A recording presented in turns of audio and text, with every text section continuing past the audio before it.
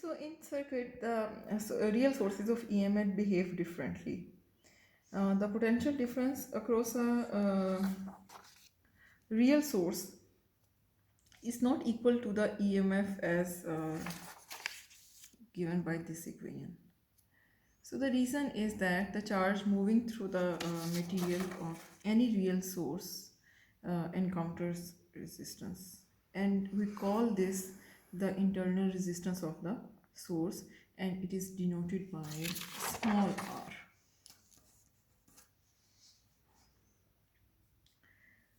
If the resistance behaves according to Ohm's law, that R is constant and independent of the current I, then the current moves through R, it experiences an associated drop in potential which is equal to IR.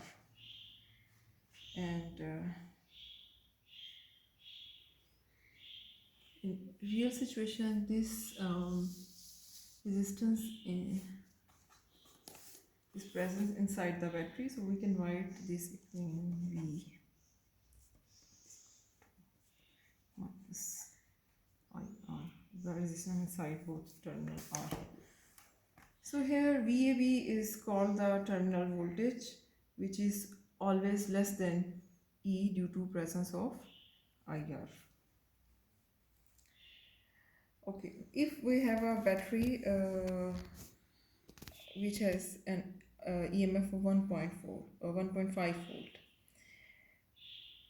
but the terminal voltage VAB of the battery, this one, is equal to 1.5 volt only if no current is flowing through it.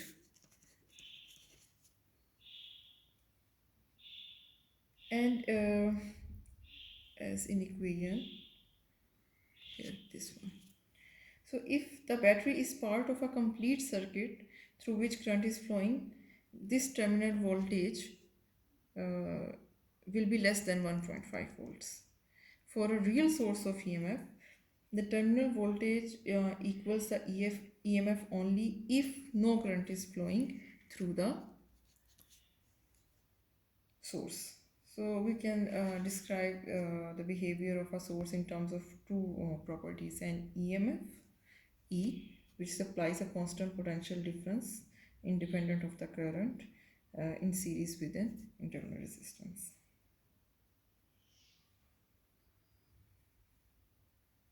So the current in the external circuit can also be measured. Let's see here. For this case, where the current in the external circuit connected to the source terminals A and B by this relation, VAB is equal to IR, and we can combine this equation with this VAB is equal to minus IR, and this becomes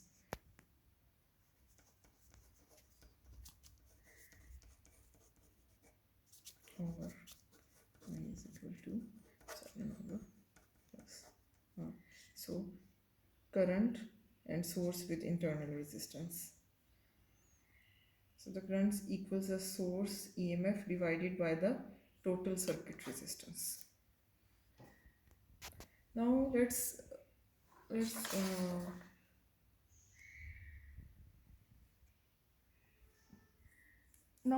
look into this example problem. Here a source of emitter and voltmeter is attached, and our target in this problem is to find out the value of the current through the circuit A dash, B dash and B, and the second is to find the potential difference VAB equal to the voltmeter reading. So these two we are going to find here, and we can find I by using the equation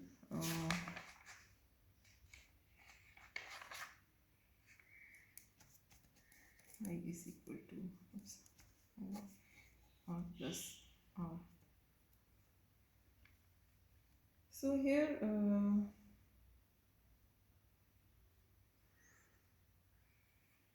I is equal to the ideal emitter has zero resistance, we knew it. So the resistance external to the source is 4 ohm, and the current through the circuit AA B dash will be calculated by this, and the internal resistance here is 2 ohm.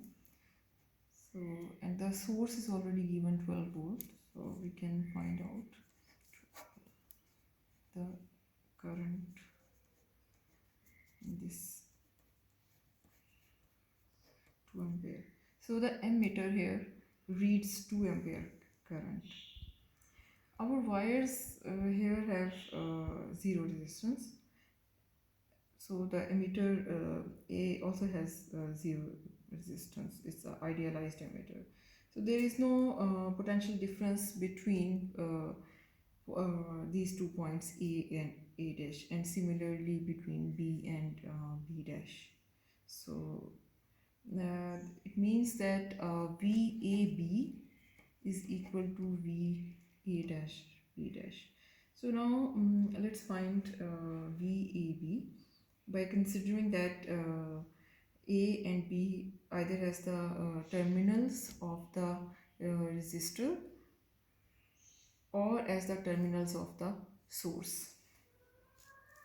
So considering them as terminals of the resistor, we can use Ohm's law, which is V is equal to IR, and V A dash B dash with IR, and it becomes 2 m to this one, because we are taking resistor, and it gives us 8 volt. Now let's take the terminals of the source, find out the potential there, and then it becomes E minus IR is equal to 12 volts minus 2 m into 2, and this is equal to 8 volt.